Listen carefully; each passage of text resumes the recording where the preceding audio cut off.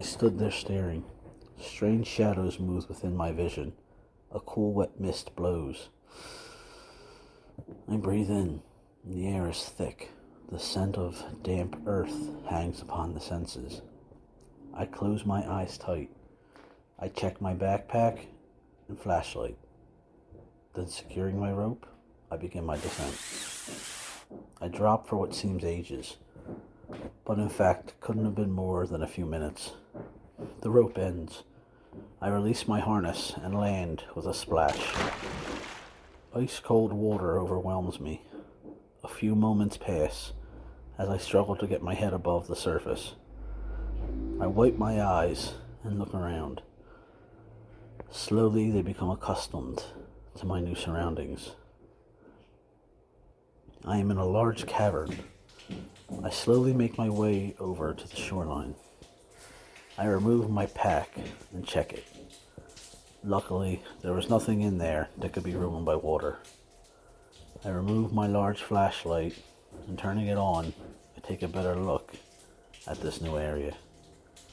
It was a large antechamber. Stalagmites and stalactites were all around. The walls were slick with a green ooze.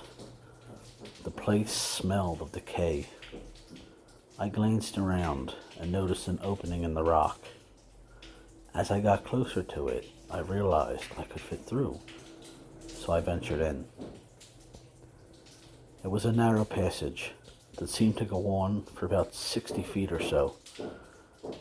When I reached the end of the passage, I found myself entering another chamber. This one was smaller than the first.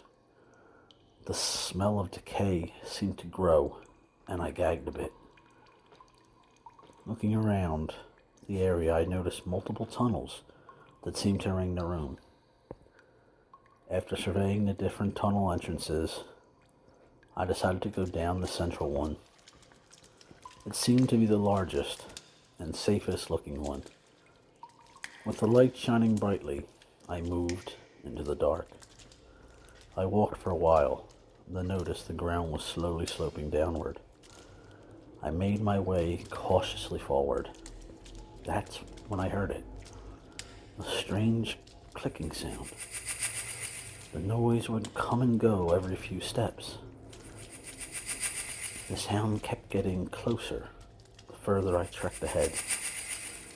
I should have stopped then, but something continued to drive me forward, almost as if I was hypnotized. The path gets steeper and steeper. My feet get jumbled, and I fall. The fall seems to last for a while. I hit the ground hard. My flashlight goes clattering across the floor as darkness fills my vision. I don't know how long I've been trapped here. It's so dark, I can't see. My flashlight is broken. My leg is screaming in pain. I can't get up. And those sounds, those damn clicking sounds, they're coming from everywhere now. Slowly encircling me. Louder and louder. I can feel something brushing against my arm. I remember my old cigarette lighter. I reach into my pocket, and feeling around I find it. I remove it, and hoping it wasn't damaged in the fall, flick it. Once, twice. Finally, it ignites. A small little flame brightens the area around me. My gaze shifts, and a scream escapes my lips. What are these things? I feel my sanity slowly peeling back. These things, they're everywhere. Strange animals.